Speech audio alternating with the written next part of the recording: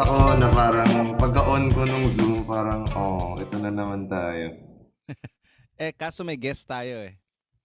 Yun nga. Pero pwede bang nandyan tayong dalawa? Tingin ko pwede, tapos ika-cut natin na Hindi, nakaganon yung... parang gamit tayo ng wide the camera. Tapos yung video ni Perf, i-edit na lang natin na magkaganon.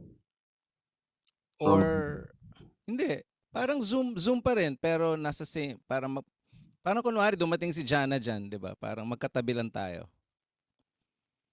Tama. Di ba? Pwede yun. Parang, Pwede yun. Iniisip subukan ko natin. kasi yung mas mahirap na parang kanya-kanyang video tapos ididikit. Tapos may Hindi, parang magkatabi lang tayo kasi mas maganda yun. mas madaling mag-usap. Yes. Ang napansin natin na difference, dahil walang latency, pati Oo. walang hintayan, walang sapawan, 'di ba? Kasi Mas madali. Yung buong experience, mas masaya, mas mas madali. masaya. Oh. Nararamdaman nung napanood ko rin ng konti sa audience point of view, parang natural yung flow ng conversation. Mas hindi frustrating panoorin siguro. Oo. Kasi yung palang milliseconds of latency, may difference sa body language, eh, 'di ba? Tsaka yung suspension of disbelief parang nawawala siguro kasi yung parang kumbaga nasa sinehan ka tapos ino-on yung ilaw every time parang ano ka nawawala kasi pinapanood mo siguro parang Oo. nakakainis siya. So, hopefully, actually, I think kung hopefully parang 2 months or a few months from now, pwede na tayo mag-live na guest. Diba? Oo, pag fully vaccinated yung guest. Tapos, Eto ang tanong ko sa'yo. ano? Gagawin ba natin yung studio sa may offices ng DND o just sa studio mo? Let's see kung saan mas okay. Iniisip ko parang okay rin sa office kasi may conference table dun. Mm. Tingnan natin. Tapos kung i-time natin ng Saturdays or Saturday morning, walang tao, mga ganun, pwede rin. Depende sa guest. Okay din na may tao eh. 'Di ba? Yeah. Parang Ibig sabihin parang Rappler, 'di ba? Sa may pag mga nanood ka tao lang. ng video ng live music ng Rappler, wala namang hinto Ganda yung nga yun. gumagawa ng news sa likod. Parang CNN. Parang CNN, 'di ba? Pero Parang makita mo may naiinis lang sa printer. Ba't dito nagpe-print? ang Ba't dami na walang internet? ang dami kong kinat dun sa episode natin kasi ang daming nangyayari na ano. Mga variables. Pero okay naman eh. Kailangan ko lang panoorin ng isang buo kasi baka may makalusot na hindi kailangan nandun sa footage. Tsaka yun nga, I'd like to take this opportunity rin to thank everyone who sent out their questions. Sobrang gumanda yung feeling na parang we're not alone in this, di ba? Parang Mhm. may mga sumusuporta, may mga nakikinig, tapos malaking bagay sa atin yun. Thank you. Tapos yung winner pala, Oh, i-announce natin sa okay. maybe at the end of this podcast. Okay, may winner ka na ba? Wala pa, pero we can choose and then we'll choose this week and then we'll upload it at the end of this episode. We can Okay. record a separate thing for that. Parang ganun. Okay. May kausap ako just before logging in. Hmm. Nanood siya ng episode, si Undox. He used Kayo to... may-ari nung chicken? Hindi eh. Yun ang Okay. ulam ko kahapon. Dalawa yung kwento ko tuloy. Si Undox used to work for the Itchy Worms. Nag-roadie siya. Sabi niya, yung tatay niya used to work for Channel 13.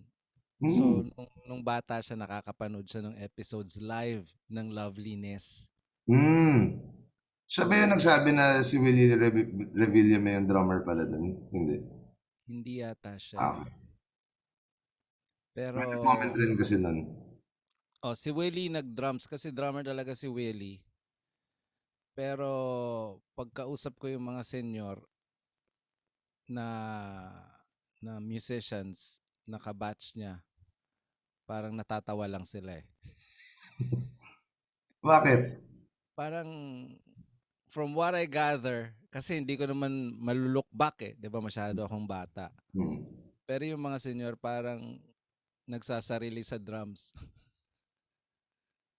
Hindi nakikinig sa rapper, 'di ba? Mga Gets, gets. So parang nakakatawa yung experience for the mga with the senior parang musicians. para okay, may drummer but he's not listening to the To 'di the ba? beat, parang ganun. Parang to the flow of the rapper. Oo. Two-way street 'yun eh, 'di ba? Oo, oo. Magandang ano rin 'yan, magandang ano. Mula nung nag-drums ako sa assembly, dahil hip-hop, 'di ba? I had to play less and less and less and less kasi masikip ang letra eh. 'Di ba? Masikip ang letra ng rappers. Eh. Sabi ko, kaya pala si Questlove ang konti lang tumugtog. Kasi Nandun yan, pala, oo. it's the notes that you don't play more than what you play. Eh kung galing ka sa solo drums, parang, sige, tugtog lang ng Banat tugtog. lang. So nadadapa minsan si Kiko dun sa beat kasi ang hirap mag-rap pag the drum fill at all times eh, 'di ba? Anyway, yung isa kong undocs na kwento, napabakunahan ko na yung airmat ko. First dose? First dose, dito sa Saan? Marikina. Astig. Tapos, kasama yung kapatid ko, na nakapila din siya pero hindi pa niya nakukuha yung tawag. Tinanong ko lang dun sa kasi hapon na kami hapon ko sila dinala, sinamahan. Pare, pumayag sila. Siguro may mga hindi dumating. Usually naman Appointment. So pumayag yung pero pag uwi ng kapatid ko dito, dumating yung schedule niya the next day. So okay lang, pareho lang. So may makakakuha rin ng slot niya, okay lang rin. Meron din, oo. Tapos nag-lunch kami ng undocs. Lechon baka? Oo.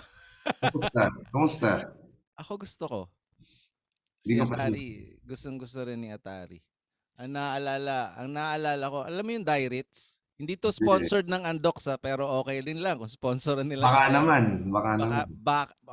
Ang ganda rin ng Yun tagline. yata yung tagline nila, baka naman. Oo, maganda yung tagline. Naalala ko yung Dairitz. Naalala mo yung Dairitz na Hindi eh. Hindi. Ano yun? Roast beef? roast beef ng Dairitz na old school na restaurant. Meron pa yata sa may Magallanes if I'm not mistaken. Ayan. Dapat gawa tayo ng mukbang video ng lechon baka. Pwede dyan. Alam mo na, yung pupunta ako dyan, tapos i-on natin yung camera. O order ka lang. Pwede. Antay natin dumating. Hanap tayo ng guest rin na mahilig kumain. Ay, madami yan. Si Mike, pwede. Mike D, pare. Tapos review. On-site review. Magkasama sila nauna ba yun? Oo, magkakasama kami pinuntahan namin siya sa South. Sama ko si Echo, si Badjao, si Pat. And yung nag-model nung Forbes Spades shirt collab with Daily Grind. Yun ang aabangan nila, pare. Maganda yun. Meron silang bucket hat, t-shirts, medyas. Type ko yung medyas eh. Astig. Kailan siya lalabas? Wala pa? Soon na yata eh. Kasi si Echo ang nag-shoot eh. Kausap mo daw si Echo. Oo, niyaya niya ako mag-boxing mamaya. Kaso lang, baka magkala ko dumaan sa office eh. So, hindi ko sure kung aabot ako. Abot kayo late. Lagi sila dating sila mamaya dito. Meron na ng boxing club di Arahe ko eh. Tuesday. Astig. Freeze ka ba? Parang, oo nga, medyo. Bumalik na ba? Yan na, okay na. Yan na. Yan yung hindi natin na-miss nung live tayo. Oo nga eh. Anyway, nandito na yung guest natin. I-intro ko lang siya. Yan, maganda. One of the most requested guests to. Tsaka, yan. Sige, go. Inaantay ko lang ilabas niya yung episode namin bago natin siya imbitahin, 'di ba? Para timing. Ayan, Daren, go. Sige. So, actually, konting na-meet ko siya sa NAM show. Kasi nag-try kami mag-display ng a few guitars and then He came by, tapos yun, parang such a lovely fellow. Sobrang bait and sobrang galing. Sige, so let's do the intro. This week, we are joined by an iconic guitarist, musician, and producer.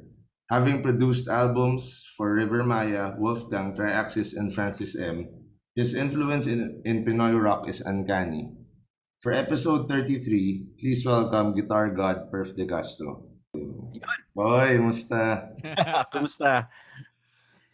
May Teka, naman.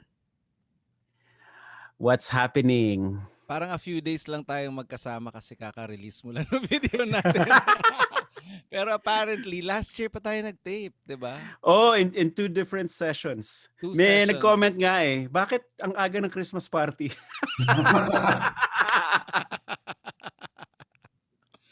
Tsaka nag-iiba-iba yata yung buhok ko no? Kasi yung next episode nun, a few months later. Yeah. Yes. So, parang, several months later. 2021 na ba yung 2021 na yun. 2020. So 2020, 2021.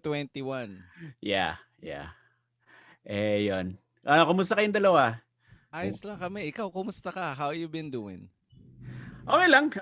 Went for a bike ride this morning. I listened to your yung 32 questions podcast on the way to the ride. Homework, So, galing. You're the best. Nanonood ako sa inyo. Ano ba? Syempre. Saan ka nag-ride? There's this trail. So malapit lang, 30 minutes away from me, and it's a jump trail. Wow. So we push up the hill, and then sa pababa it's a jump line. So since maraming hits yun,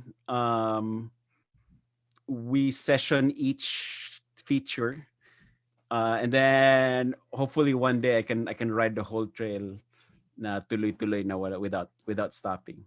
Yung pinanood ko yung Alabang trails mo may jumps din pala doon. Oo, pero hindi ako marunong mag-jump. So, pero parang ang sarap Diba? So, I gotta try it, pero I didn't jump. Parang parang halos daan lang. Masaya. Actually, masarap yung feeling of weightlessness Parang nakasuspend ka sandali, tapos nun, bababa ka ulit. Of course, you have to know what you're doing.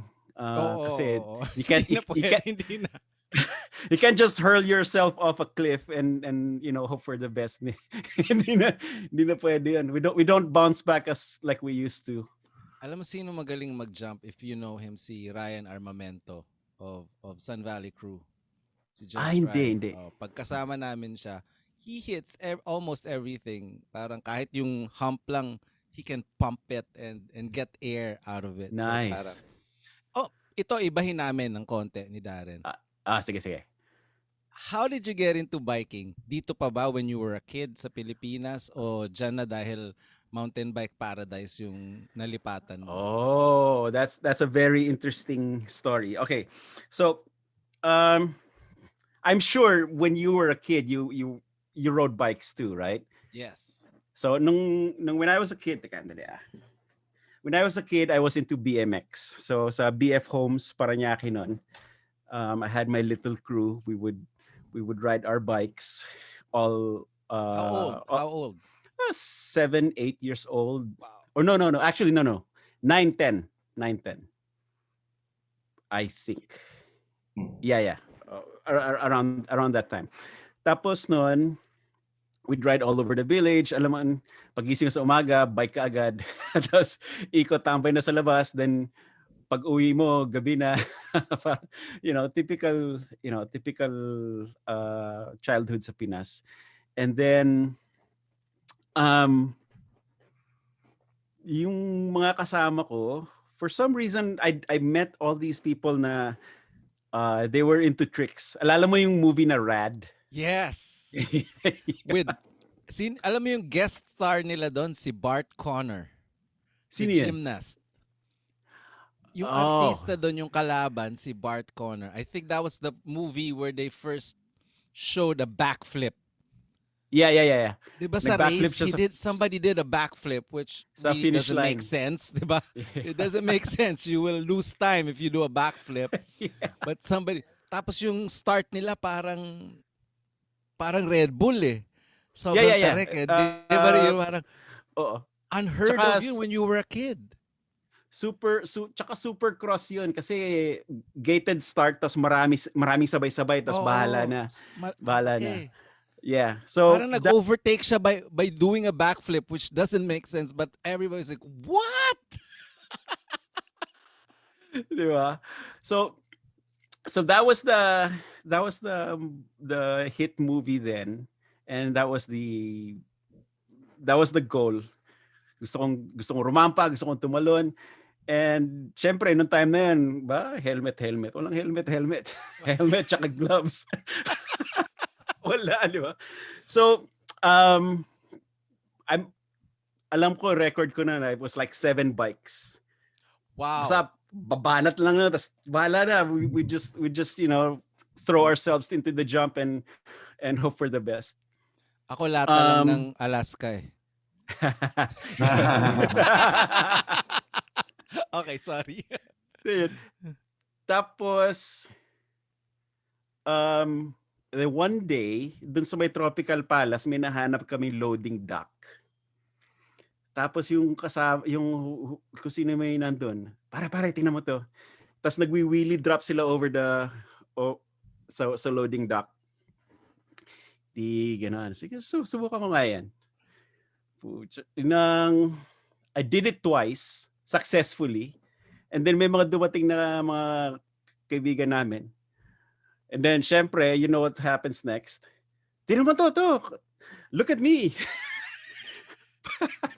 Pag ganun ko, nabitin, man. Tapos the front dropped. Oh. And I lawn darted onto cement. Oh. I lost a tooth. Wow. Oh. I lost one tooth. So that was the end of my BMX days. And then fast forward several years, I was living in Makati, and I was finishing up my studies at PWU, Philippine Women's University. And then one day, I just got fed up with traffic.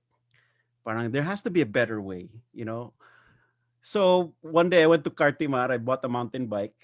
And then the next day, I rode my bike to PWU, found a place to park there. Found I bought a pair of pants that you could unzip the lower half of the legs. You know, so shorts siya pag nagbabike ako. Then pag nandun na ako sa school. Mountaineering pants. Yeah. Semi-waterproof. Semi-waterproof. Pero sa malayo, it looked like, you know, dress slacks. Khakis. Fake khakis. Pang school eh. So I did that. And I found out, I realized na the time it took me to bike and to drive is exactly the same.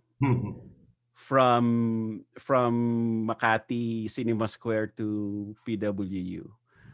But the difference on sa bike, I don't have to stress looking for parking, right? And then I'm always moving. I'm not stuck in traffic, you know, anywhere. So yun, for the next few years, this was around 99, I would say 99, 2000.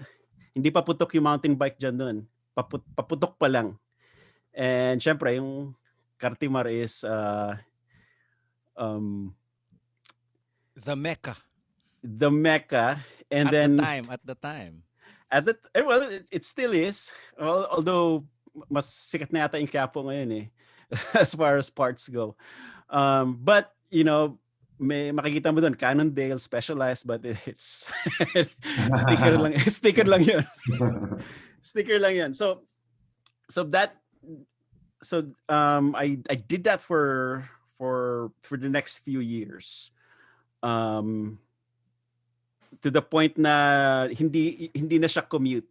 I would actually ride to PWU, then after PWU, dadaan ako ng CCP, ikot ng CCP, you know, film center and all that. And then there would be days where I would do that ride, and then go home to BF Homes, hang out there, then ride back up to Makati, like 50-kilometer loop. Yeah, I was doing that, and even though it was a road ride, it was pretty much it's like parang urban enduro truck na rin eh. Kasi alam mo yung mga patintero ka sa mga jeep, and then you have to hop onto the curb, hop onto the sidewalk, hop off the sidewalk, biglang may manhole cover na nawawala, so you'd have to hop over that and all that. So anyway, so that was my introduction to mountain biking. Eventually, dinala ko yung bike sa Batangas, Nasugbo, Tali Beach area. So just for dirt roads and all that. And then when I moved to the US, I didn't ride right away. What year was that? I moved to the US 2004. And then I bought my first mountain bike here 2009, I think, 2010. Okay. Yeah, kasi because I was a dad then. I had little kids. I didn't really have time to go out and be by myself and ride a bike. So nung medyo lumaki na sila, I'd have time again. And then inintroduce ako sa trail riding dito, like yung the dirt mountain biking on dirt. Tapos yung unang pinagdalan sa akin was a trail in Palos Verdes, and it was weird, dude. So there's 3 of us, and then yung pagdating namin doon, yung isang kasama namin dumating, man. Tapos ito, you'll dig this story. Dumating, tapos nakatodo yung radyo niya, magazine. Nakatodo magazine, tapos Pinoy o Pinoy. Okay. Pinoy. Tapos tumitingin sa akin, tapos, pare, okay ba? Binato ko siya ng kasama ko. River Maya, gago, hindi Eraserheads. Wow. Hindi siya informed. Well, laki siya dito eh. So, hindi niya kilala siguro. But anyway, so we did that ride, and then, yung ride na yun pala is, una yung downhill. Okay. Una yung sarap. So, di ba, downhill kami, okay, whatever. Pagdating sa baba, sana tayo? Wala, akyat tayo ulit. Pabalik na tayo sa kotse. So, 15 minutes down and then 45 minutes pa. Oh my God. 15 minutes down is a long downhill ride. Yeah. So, it's like 2 to 3 miles. 2 to 3 miles. Yeah. Mga ganun. 2 to 3 miles. And then, ang haba nun. Tas yung paakyat din. But anyway, since then, I got hooked. And there was a point na my Facebook was flooded with mountain bike stuff. Kasi, like, yun na yun eh. Especially nung nagka-GoPro na ako, every ride, I edit na ako ng video, I'd throw it up and ganun. Even my YouTube then. Tapos alala ko na may comment eh. I know you're proud of your kid and all, riding his bike and everything, but we subscribe to you for guitar stuff, dude. Tapos ako naman, kasi I wasn't, I didn't care about YouTube. It was just a place for me to put videos on. Ako na, well, my channel, my stuff, dude. You watch what I put out. And then I realized na, so after nun, parang pinaghiwalay ko na. So separate channels na ang bike and guitar? Well, here's the rub. I have a separate channel for mountain bike. Ito, yung I didn't know that. Perfecto MTV. It only has 2 videos. For a while, it was the same. Okay. Pero yun nga, ever since I got that comment, parang nga naman, they signed up for guitar and I can't just throw stuff on there randomly. So I started this mountain bike channel, which I put a couple of videos on. Pero the thing is, I'm already editing video for my main channel. And parang gusto ko naman yung bike sa akin lang. I want to enjoy it. I don't want to think of content While you're riding. and stress about, getting it together and putting it out there. Yun. Although I film a lot of my rides, and siguro when I have um I don't want to say spare time, but whenever, if I feel like editing something and putting it together and throwing it on there. I mean, I have ideas for bike videos, but the thing is, it's like my main job is making videos already, and I don't want to make videos for fun, because it will cut into each other. It cuts into each other. So, um, yeah, I don't know what I want to do with that yet. Parang gusto kong short form video siguro, so it's not as involved. But we'll see what happens. I did I recently did a 30-day biking challenge, like biking Wow. every day. And I filmed that, and the footage is just sitting here, and I'm just gathering my thoughts on how to frame the story. Kasi hindi na yung yun na rin yung sa video. I don't want to just throw out riding videos. Kailangan maganda rin yung story. Ganun. That way it's engaging. So, Perf, parang, ay sige, go, Rayms. Go, Daren. Go. Perf, parang you seem like a really intense guy na parang if you love something, parang if you love something, you really get into it. So, let's talk about the guitar naman. Since you mentioned nung age 6 or 7, nag-bike ka, how did you get into the guitar? Sa Don Bosco, Makati. Second year high school, our music teacher challenged the whole class to learn a musical instrument by the end of the school year. And I chose guitar. When I was younger, I had piano lessons. I didn't really care for it, although my mom was a pianist and my sister plays piano really well. But I didn't really care for it. So I chose guitar, and then this was around the time the seeds of 90s OPM rock bands were being sowed. So andun ako, it just so happened na nandun ako sa area na to. 88, 89. So I signed up for lessons Yamaha School of Music, and then towards the end of the school year, I managed to play 2 instruments, actually, piano and guitar. I had my guitar and I had my piano. I played Sunday morning Bolshoi. So piano yun eh, A minor G F, and then A sa flat. gitna may guitars. Ano? A minor G F A flat. Oh yeah. That's Sunday morning, right? Sunday morning, yung bago bumalik.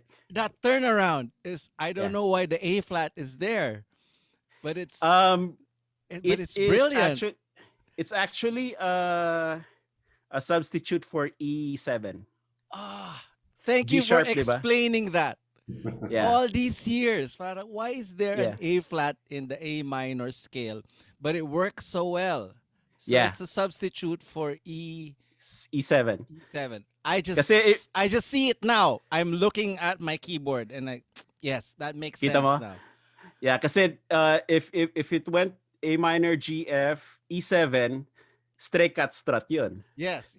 Diba? So yeah. So anyway, so ginawa ko yung piano, and then I played the guitar solo, and which yung music teacher namin wasn't really into it. He was a brother, a Salesian brother. Pero okay lang. And then there we started playing in bands, So Don Bosco kasi live music yung misa namin eh. It's like a full band. May setup talaga yan. And that was the goal. And then when kailan ba? Third year? Third year or fourth year comes around, yung music teacher nagbago with a more progressive thinking brother. You know, pari na siya ngayon. Um, and I had my electric guitar. I had I had my pedals already. We were playing, and he, instead of the previous music supervisor was, hindi, just play the chords, play with a clean sound, play it nice. You know, ito naman, anong ginagawa ng pedal na yan? O sige, Wow. gamitin mo yung tunog na Wow. yan dito sa line na to. Tapos pwede mo tugtugin tong line na to. Tapos ganito. Yung ama namin dati, version namin, merong guitar solo. Sa gitna. Wow. Yeah, so after the first half, merong music interlude while the priest recites the graces. Bago mag for thine is the kingdom and the power. Yung may interlude sa gitna nun, guitar solo yan. All the ama namin arrangements are weird, don't you think? Yeah. Yeah. Cannot wrap my head. You have to memorize each arrangement because the progressions make no sense to me. Yeah. To me, para, Yeah. I don't know why. It's only the ama namin who's like that of all the, diba, the church songs. Alam mo, tama ka.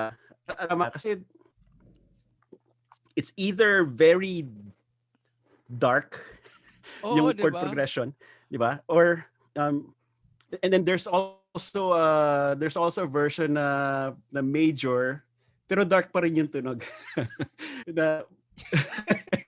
So hindi ko alam. And then then there's always like a miss bar in the middle kasi diba?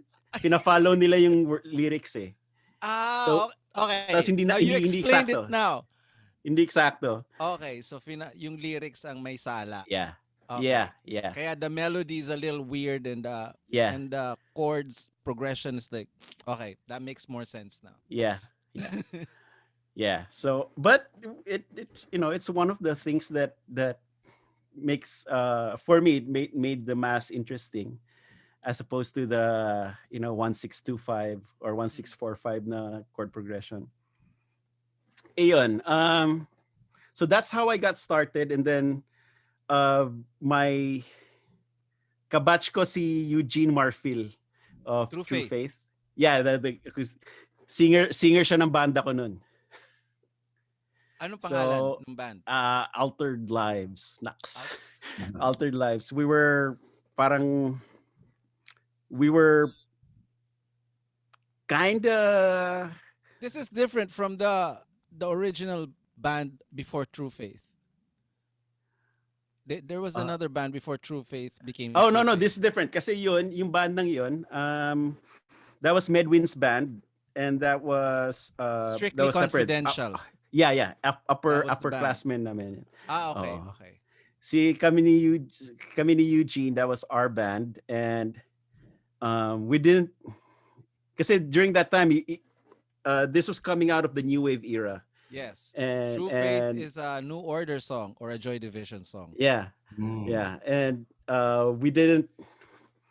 I was more into the emerging rock scene, Guns N' Roses, Poison, and Motley Crue. Actually, I devoured everything that had guitar in it during the time. So after school, pupunta ako ng Odyssey, then whatever tapes they had there. Mukhang rock to. Then I'd buy that and then papakinggan ko. And then yung book sale, all the Guitar Worlds na 6 months old. Here's a random question. I'd get this. So I heard at that same time, Motley Crue released the live album, right? They released a live album. So it made me thinking, did Mick Mars really play in the albums? Yeah. He did. Okay. Yeah. Kasi ang dumi nung playing niya sa live nung Motley Crue. Hindi, alam mo, ganun dati. Because the albums are so polished. So super. But Guns N' Roses play the same way, di ba? Parang magaling Yeah. talaga sila Slash could really play, 'di ba? Of all the parang the glam rock bands that played, parang si Mick Mars yung parang I don't think he really played in the album. So I'm Of asking Eh, you course. as a guitar player, what do you think? well, it depends kung gaano sila ka. Depends on what they took. Okay, okay, okay. Depends on what they took. Kasi kahit si CC DeVille nun he was a sloppy player He was live. so sloppy live. Mhm. May isang MTV Awards, he introed the wrong song. Okay. So baka nga what they took live, that's what made them sloppy. Okay, that makes Yeah. sense. Okay, Yeah. okay. Kasi alam mo naman nun, pakawala yung era na yun eh. Yeah. So, Perf, But ay, sige. Go ahead. sige. Go ahead. How long before, di ba na-mention mo you had the band nung high school and then college? Yeah. So how long before you joined River Maya? Okay. Ang dami pa nangyari nun. Sige, Ang kwento mo dami muna pa nangyari before. nun eh. Dali ah. I have to organize my thoughts. Okay, nung college, nung banda pa rin kami nila Eugene,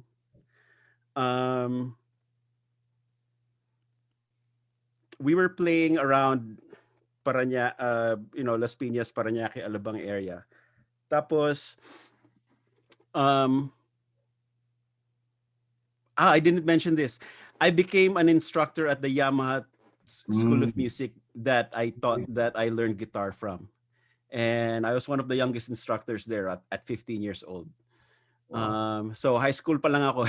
I was a teacher there. In that short of a time span, kasi sinabi mo, di ba, nung third year, pinili mo mag-guitar. Second year. Second year. So yeah, because I jumped feet first. I was playing guitar pretty much like 6 hours a day. Grabe. Alam mo yun. Grabe. As soon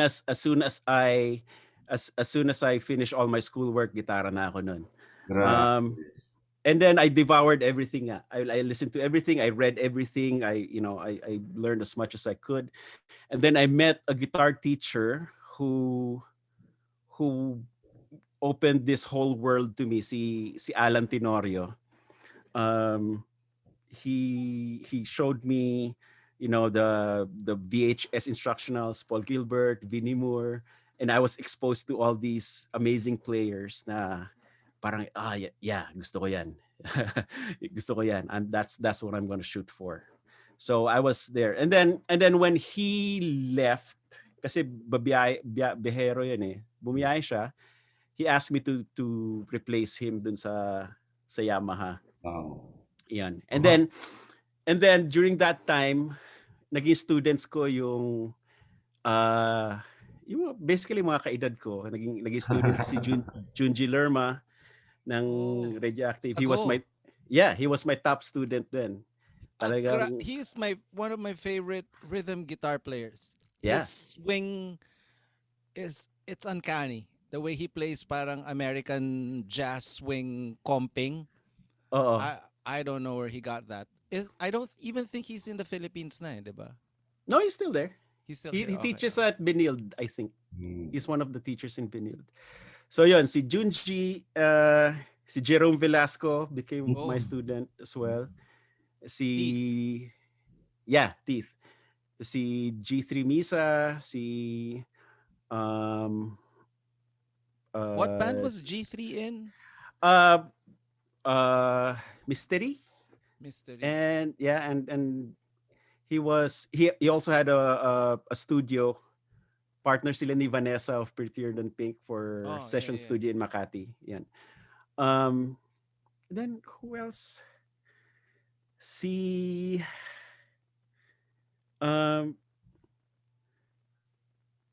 says he says he was my student, but I vaguely remember. But si Los Tanyada.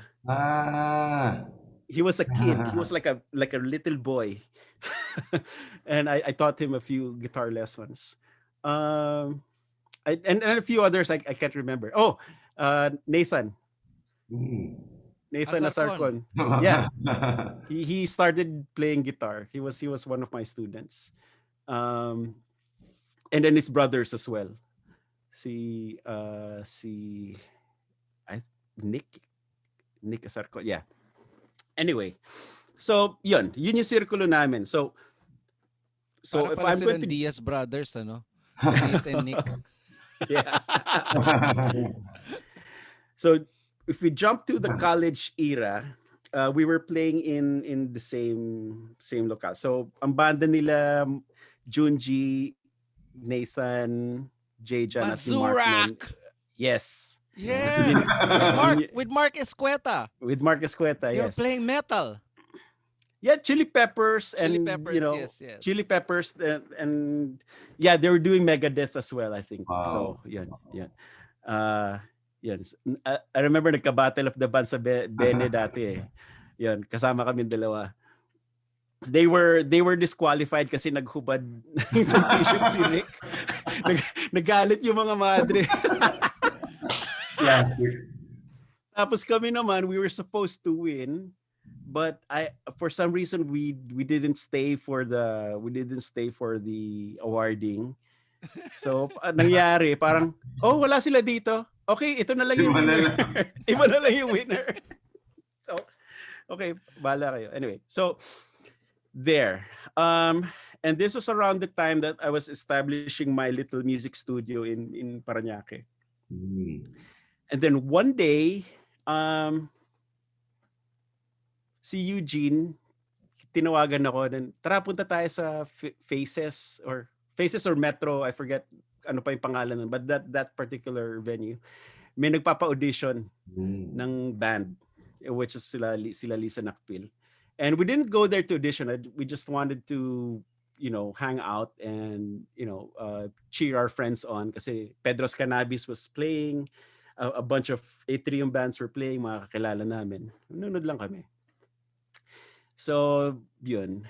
And then a few weeks later, I got a call for my studio wanting to book rehearsal time. So, yun, sa office ni Lisa yun. So, okay, sige. And then, dumating doon si Rico at saka si Nathan. And then they were trying out different members, for the course of the next few months. Who was drumming? Si Rome, iba pa eh. Basta, yung handpick nila from the auditions, which eventually, they left. And then naiwan si Rico and si Nathan. And then pinasok ni Nathan si Mark kasi barkada si Mark, so tuloy sila. And then gitarista nila si Kenneth Ilagan, Violent Playground. And later the Dawn, right? Later the Dawn, yes. Okay. And he's here now. He's somewhere in San Francisco. And then one day may sinama si Nate's na kaklase niya and audition for vocals. Ayun, tas si Bumps na yun. Nag-audition siya doon sa little waiting area ko. And then he got in, and then they were rehearsing to be a cover band.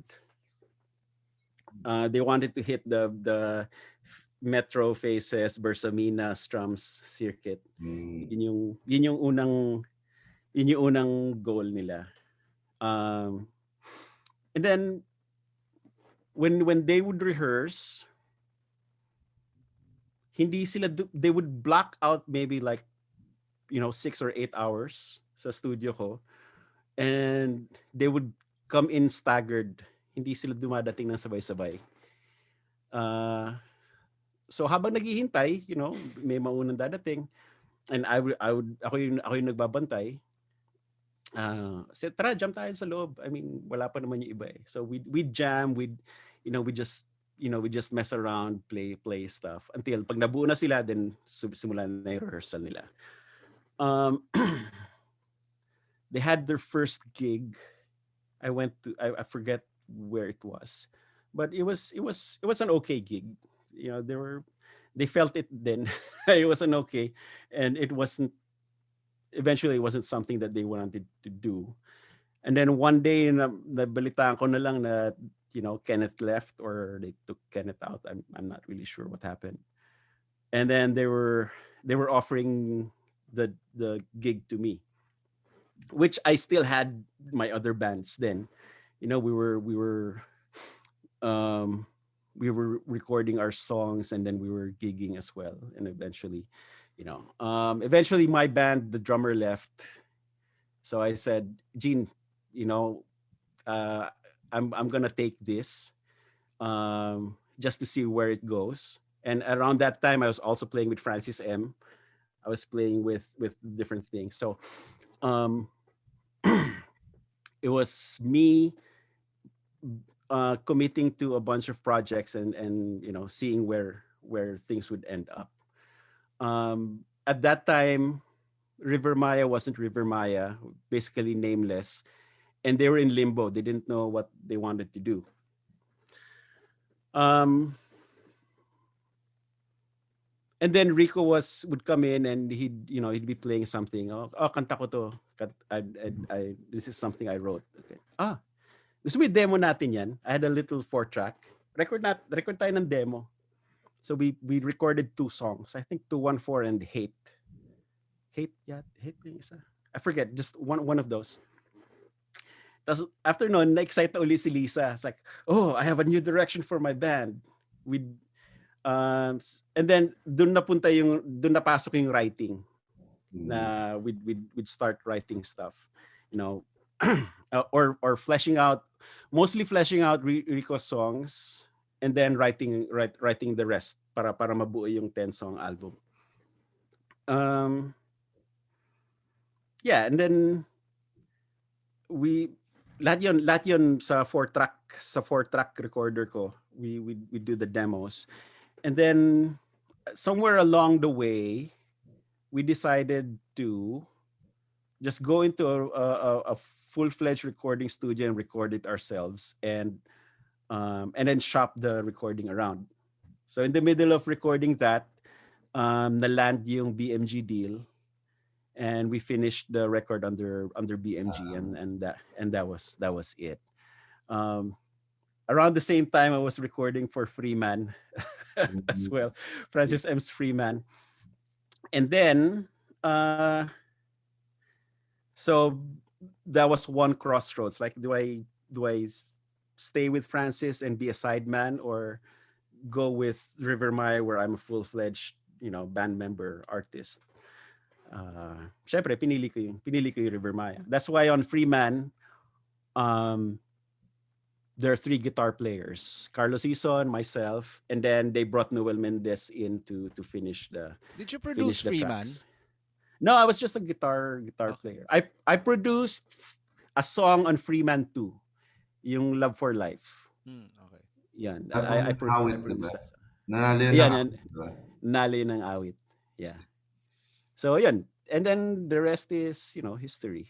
How was it? I was talking to Jim and Sab, and Jim would always ask me, how was it working with Francis? For you, how was it for you? Actually, I have to start with how I got into Francis's band. Oh, okay.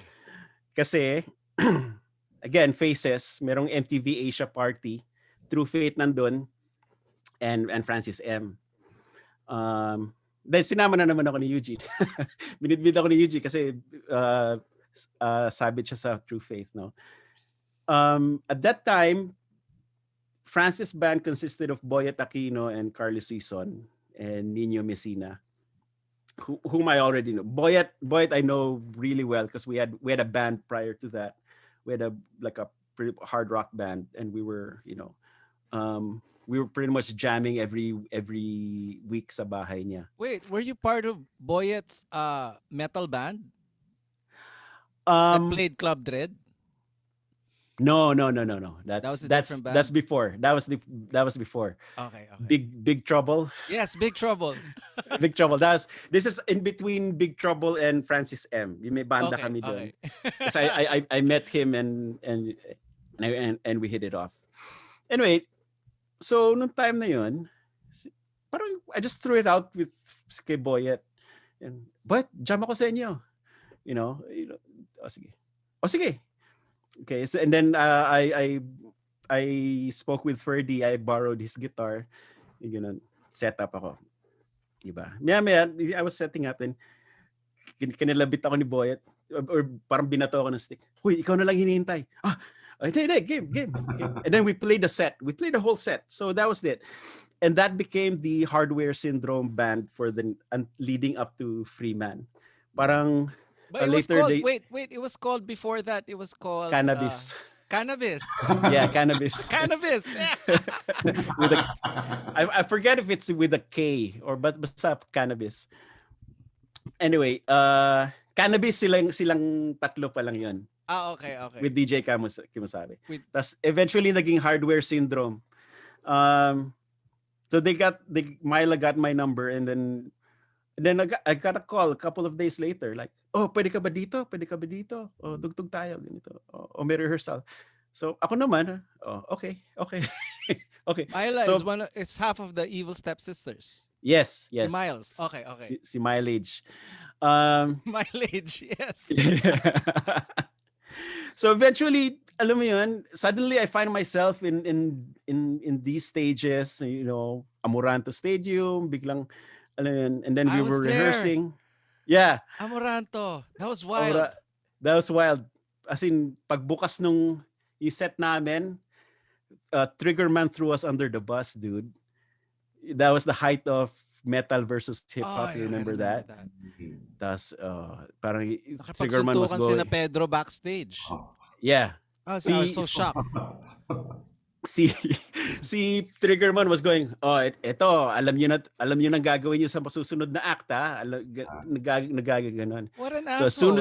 As soon as the lights turned on, parang bottled water, Kropek. Umuulan sa stage. I know, dude. So he purposely riled up the crowd pero to Francis's credit, alam mo yun, he was there. He should tago. Never back down. Parang, tugtog kami, ito yung. Pero yung makikita mo naman sa crowd, kasi dalawang gitara na yun eh. Bigat-bigat na eh. And it was harder than most rock bands at that time. Yeah. So, it was noong time na yun, parang towards the middle of the first song, naka-question mark na yung mga tao. Parang, hindi, maganda eh. Mabigat eh. Maganda naman eh. Because Francis was listening to Judgment Night and Rage. Before the crowd even knew what that was. So alam na ni Francis where he was going, diba? That's why he formed the band. Yeah. And then we later on we realized na yung mga binabato wasn't meant for the band. It was meant for the backup dancers. So when we played Club Dread, we begged Francis, siguro pag sa Club Dread natin, wala muna tayong backup dancer. Kasi masikip yung stage. Nga no. Okay, sige. And that was one of the scariest gigs, dude. Kasi puno yung Club Dread and everybody was like this. Nasa likod, tapos nakaganon. Parang gagawin ni Francis magalaw na dito. And then we played the gig, and then towards the end, he won him over. He won everybody over. I was there too. Naupo si Mia and Myla sa side ng stage because the stage was so small, diba? Yeah. So manipis yung stage eh. So maharangan nila yung guitar players pag nakatayo pa. Because Pia is a big person, diba? So nakaupo lang sila sa stage doing the Stepsisters backup vocals. That was a good show. Yeah. So after nun, parang okay, this is the direction. So that's what we started, doing. We were writing. How was the writing process with Francis and the band? It was pretty much like throw a riff, we'll jam, and then Francis would actually parang kami bahala kung gaano kahaba yung So he didn't ask for like 16 bars, walang ganon. No. I mean, whatever we would record, whatever he would write to anything. That's it. And here's the amazing thing: we'd jam something, he'd listen, papakinggan niya, and then he'd start writing. And then towards the end of the rehearsal, it's turned into something already. Meron ng like the whole structure is there, so fine tuning na lang. And we'd crank out like 2 or 3 songs that way in a rehearsal. And then by the end of the week, matatapos na yun. And then he's always inquisitive. He's very curious sa lahat ng nangyayari. I mean, and then also he'd pick up things really quickly then. Like the reason why Hardware Syndrome yung band is because gearheads kami. So parang na Hardware Syndrome ka na naman, may bago ka na namang drums or bago ka na namang pedal. Hardware Syndrome yan eh. And then suddenly that's before it was gas. Gas. Before it was gas. Yeah. So kaya then suddenly yun yung pangalan ng banda. Oh, okay. That's fine. And then he had this voice recorder. He'd record anything and everything on it. Kaya yung sa Freeman, yung intro ng Jolog, the song I wrote, that was after one of the rehearsals. We went outside and he sing the riff into my recorder para hindi natin makalimutan. Okay. And then suddenly that's the riff, right? Yeah. Wait, here. Here's an important question. Did Francis coin the word Jolog? Yeah. He did, right? Sa kanila ko una narinig eh. Yeah. And diba? It's Jolog, no S, no Z. It's just Jolog. It's just Jolog. Yeah. Sa kanila ko una, okay. Yeah. That settles it. Francis M invented either Francis or Pia invented the word Jolog. Yeah. Pag may parang bad trip, Jolog naman yan, di ba? Ganun lang sila. Oh.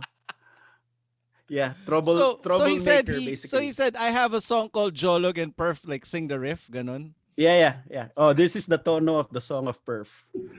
Yes, that's the intro. That's the intro. Yeah. And then we did that riff and then they flew it into the 24 track. Tapos there was one rehearsal din na we were taking a break, food break. Lapit siya sa akin. Perf, paano ka umaadlib? Paano ka umadlib? Tapos ako naman, I started talking about scales. I started talking about, kasi kailangan mo ibagay sa chords, ganito. And he was just looking at me, ganyan. Tapos, after a few moments, parang biglang nagka-light bulb sa utak niya. Tapos nag-bright yung, you know how he is when he gets excited, nag-bright yung mata. And then, so parang pinakakanta mo yung gitara mo. Yeah. Tapos ako naman, parang, oh, yes. Oo nga. Exactly. Yun. So, yun. Doon nagaling yung lyrics sa Kaleidoscope World. Some say poems, some do sing. Some sing through their guitar strings. Oh. Nice. So, yun. Parang, alam mo yun, lahat ng pinaghirapan kong i-explain in a roundabout way, he summed it up in one sentence. Diba? Oh, pinakakanta mo gitara mo. Okay. So, yun. Yeah, it was very, it was a very enjoyable part of my career, like working with him. And even later on, when he would call me to session or like for the Love for Life na sessions, yun, it was I'd always jump at the chance to play again. Ganun. You produced yung Wolfgang rin na Seminelin, right? Yes. Ano yung experiences naman dun? Oh.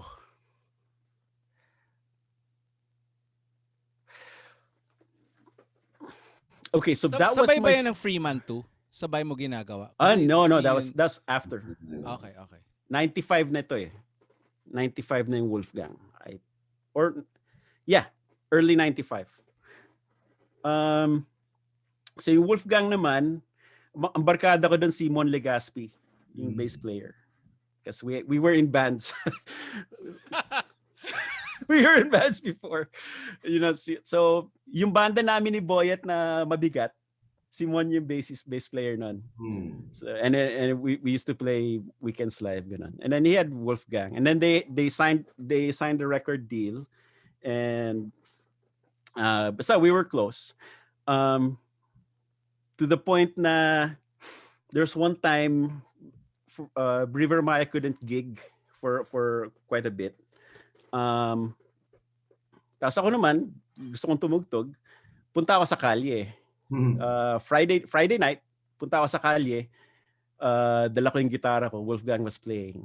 Jam ako sa inyo what song? Lahat.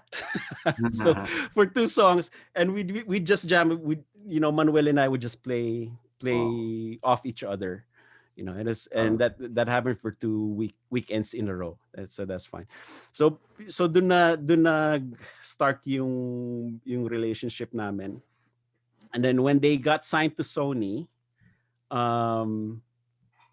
the songs they had were parang the next step from the first album. Kasi the first album was how they sounded live, how they wrote the songs and how they wanted to sound live. Yung second album, mas maraming mga epic arrangements, may mga prog rock, meron ng mga themes, ganun. So they asked me to produce it, help them produce and arrange everything, so that yung vision nila would be, they could have it translated. So we recorded that at Hit Productions, which was new then, and they had Diego Garrido, the guitarist of Electric Kool-Aid, as their head engineer. And one of the reasons why we chose Hit as well is their system was compatible with my system, with my personal studio. Naka-ADAT yan eh. So we could just bounce a rough mix to a 1 or 2 tracks, and then I could take the tape home, and then we could do overdubs in my studio. But for the most part, we did everything at Hit. And then yung gamit. And yeah, we pretty much lived there, and we had a lot. We had a lot of interesting production techniques na ginawa. There's one song. Oh God, I can't remember I have to pull up the track list. But we recorded the drums sa stairwell. You've been to Hit Productions dati, di ba? Sa yes, Mylong. Mylong. Yes. Yeah. I remember the stairwell. Yung stairwell na yun. Ma-reverb. May patch bay. May patch bay doon na nilagay si Dennis Cham. And it was just like, we have to use that.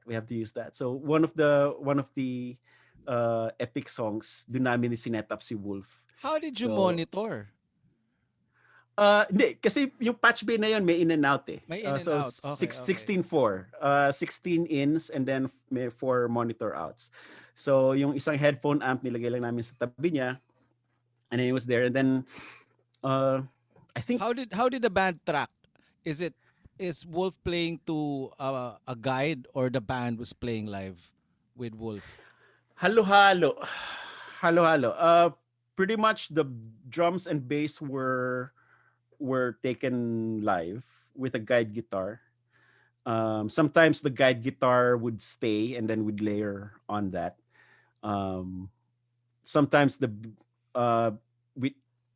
we'd redo the bass, but for the most part we just cure parts na lang. But for the most, yeah. And then some songs we had to start with a click, and then towards the middle of the song I'd turn the click off, and then I'd let them go. And then there's one song then which became a B-side to the single, Roadworthy Man. And that was wild because the whole ending was longer than the actual song. Because they were jamming.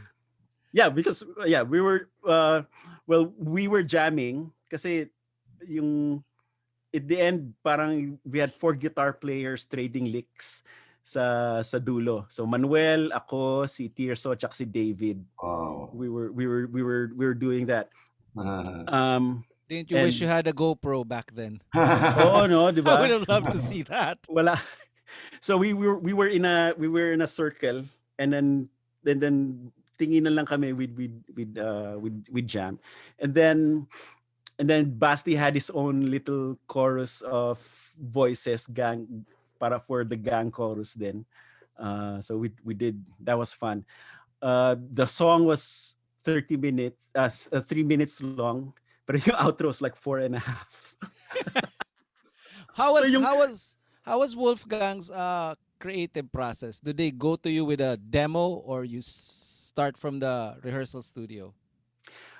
oh, I have to, no, I didn't get demos. They would they rehearsed at my studio, and I'd listen to the Okay. song there. And then I think we recorded a couple of demos at my studio just so that I could hear, But for the most part, a lot of it was created as we were going, which is not, as far as efficiency goes, which is not very efficient, but it's very creative, and we were like really into it. So yun, um, I was more for the tracking sessions. I was more particular with Basti more than the other players, because I wanted to showcase a different side of him as a singer, as a full-fledged rock singer, and I wanted to bring out, I wanted to bring out more from him. Manuel pretty much knew what he wanted to do, so once in a while he'd consult me, oh, which is better, this, or what could I do to make this better, or I would suggest na to lagyan mo ng harmony, or and then we'd talk about tones as well. Simon ganun din. uh, I was also particular with Wolf, yung like some of the fills that I wanted him to play. Well, actually, it's just a matter of arranging where the fills would go. Yan. Para lang mas maganda yung lift ng kanta. Yeah, but and then mixing wise, everybody had their 2 cents, and I had to act like a gatekeeper. Na okay, this is what we can do, but and then it's a matter of like weighing out the stuff that they want, just so that the product comes out good. So, Perf, parang you've had a very storied career. Parang sabi ko nga sa intro kanina na parang, ano na, kumbaga yung influence mo sa OPM is all over the place. So now na we've transitioned into parang more social media, more parang online thing. Can you talk about your channel more, yung Perf Talk? Mm, Yung Perf Talk yung podcast and your channel sa YouTube. okay. So, like I said, I started YouTube 2006, pretty much when it started. When and it was nothing more than a place for me to put videos on. Na para madali ko siyang ma-share. And during that time I was a classical guitarist. That was my career path. So I would perform some pieces from my records, from my 10-string records. I'll put it up there, um, and that became part of my press kit, so that I could tour. Um, and then the whole YouTube monetization thing, I didn't get on that early, because I didn't care. And then suddenly when I got that comment, now I subscribed to get guitar related stuff, and that's what made me think now, okay, so I better take care of this, better, and so that's how, slowly I got back into producing guitar content and lessons and all that. During that time, hindi pa I mean, I don't have, I didn't have a strong Filipino audience then. Kung saan mabilis sa internet, yun yung mga nakakapanood, basically. So I just put it out there. And yung time that I used to edit my bike videos, finokus ko sa, finokus ko sa music editing. So editing music videos. And I just remember it being such a chore then. Parang I dreaded making videos. Like, ang hassle nito. I have to shoot this, then I have to record audio, then I have to mix the audio, then I have to cut it up, and and I was working with a PC that time. I was using Sony Vegas. And then I had a yung alala mo yung creative Vado. Malit na camera. So it was I was trying to produce current content with outdated gear. That was basically it. And and to a point I could do it. It took a lot of work, but I could do it. Parang dati I wish I had a camera that had good audio right away. That way I don't have to sync stuff and all that. It wasn't until 2000. So 2013 to 14, 15, sporadically I would say na I would come up with regular content that would have last for 2 weeks, and magsha-shot na naman. And then kung maisipan ko na naman mag-video, saka ako gagawa ulit. So for the most part, it was the occasional instructional and my students' video recitals. Kasi yung pag hindi makapag-recital yung student, I just film him or her, put it on my channel, and they can share the link to their friends and family. So, and it serves as advertising my teaching services na rin. So that for during that time, that was it. And then 2017, I decided to okay, I'm gonna do one video a week. I'm gonna do it. I'm gonna sinimulan ko yun dun sa tour namin ni Arnel. So because there's a lot of things to be shot. So I made tour vlog, and then I did hotel room noodlings. Then I did product reviews sa hotel room. Just for during downtime, because I was on tour for like a couple of months, and we were not playing every night. So pag nakatambay ako dun, I'd shoot a video. I just used my phone, a little GoPro. I had my little Windows laptop, which died halfway through the tour, and then finally that made me jump to a MacBook Pro. And then when I got the MacBook Pro and found my way, biglang I could feel yung ease of use biglang dumali. Parang, ooh. So making videos wasn't as daunting anymore. So I could create on a more regular basis, consistently. So yun, and then since then, parang tinuloy-tuloy ko na lang on a schedule, weekly schedule, minsan twice a week, minsan 3 times a week. It's something that has to be navigated din eh. I managed to pick the brains of some of the bigger YouTube guys, sila Rob Scallion, sila Henning Polly, the YouTube gear guys. And it's just about finding your niche and finding what you're comfortable with, finding what you're capable of doing as well. Kasi like if you're going to go after the million views, di ba, sila Jared Dines, sila Stevie T, which is a lot of it is it's basically guitar comedy, and that's not my thing. Yeah. I'm in a niche market, and I'm happy to be there. I tried going viral.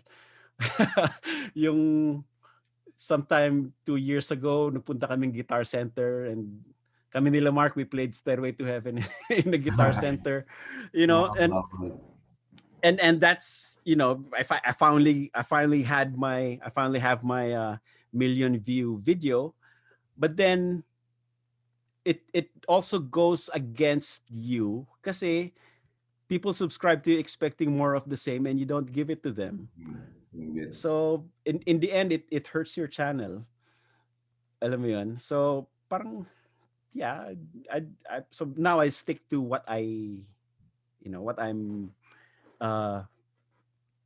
what I'm more comfortable putting out. And Yun. now you So have like 300,000 subscribers, di ba? hindi pa naman. Malapit na? 260 Ayun. 260 something. Malapit na yan. Yeah, malapit na. So it's and I tried a lot of things. I tried the reaction video then.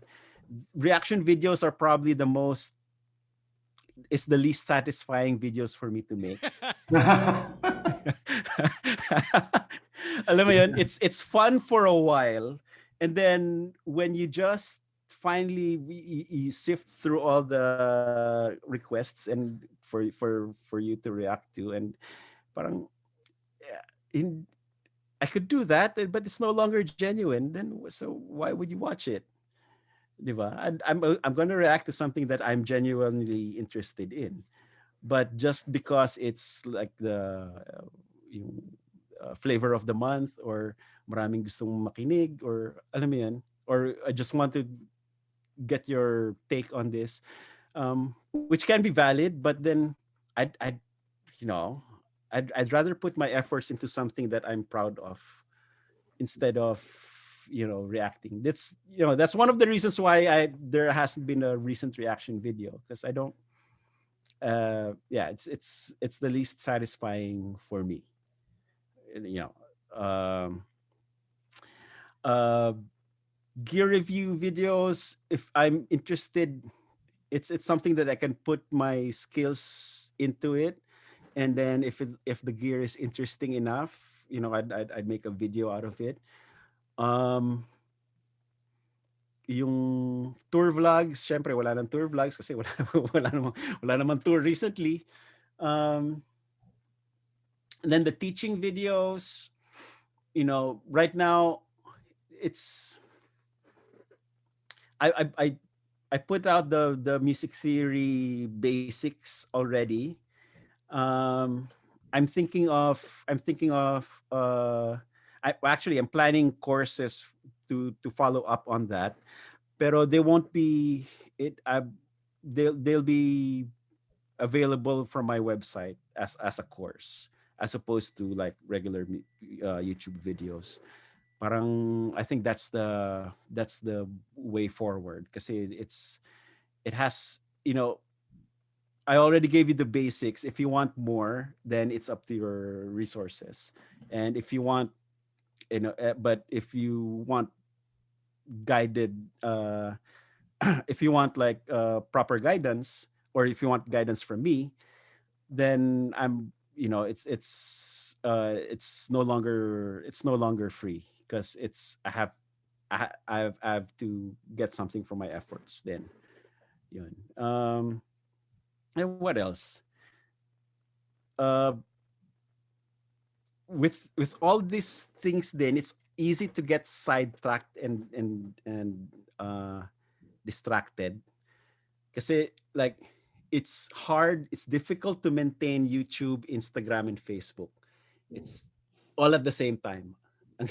Ang hirap. Ang hirap. So I haven't really figured out a good balance for it. Facebook is easily the most distracting, kasi it's right there, and you can interact with people in real time, but uh it takes so much away from your focus on other things. So I try to limit that. Instagram naman is good for, like, up to date or quick post ups, na you don't have to really think about it. I haven't explored TikTok. I don't think I will.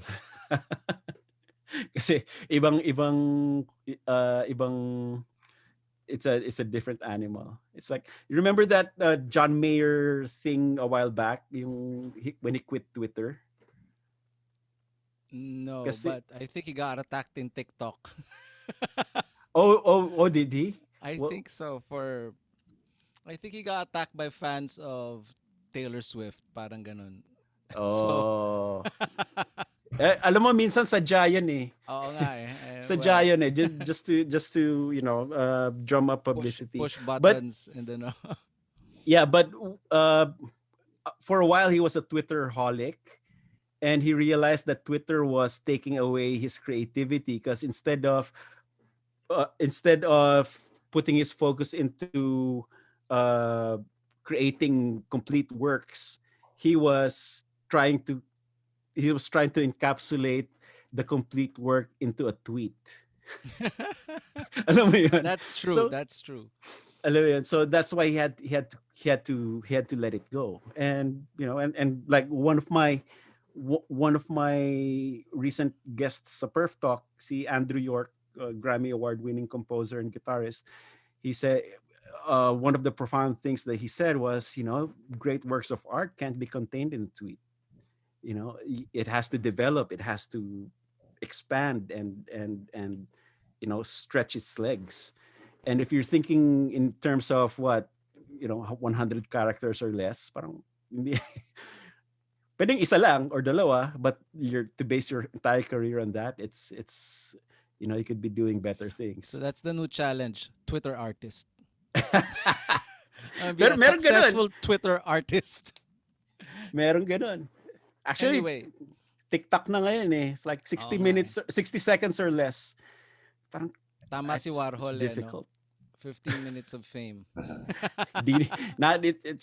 That's even too long now. Oo nga eh.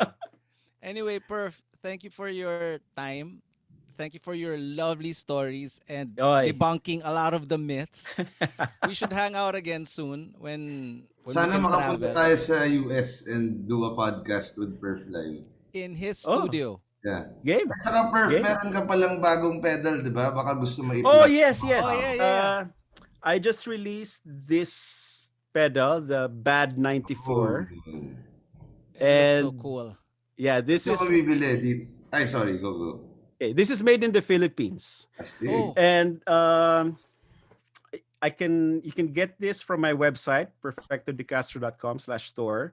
I have a dealer in Japan, Japan Pedal Builders Alliance. They have a Reverb store. You can search for that. They ship to Japan and the nearby Asian countries, Korea, Singapore, and all that. Sa Philippines, this is available through Guitar Pusher and GC Rockboard. Nice. GC Rockboard. Nice. And then I'm also, because these are small batch, I didn't want to go to China to have it mass produced kasi ma-undercut ako eventually.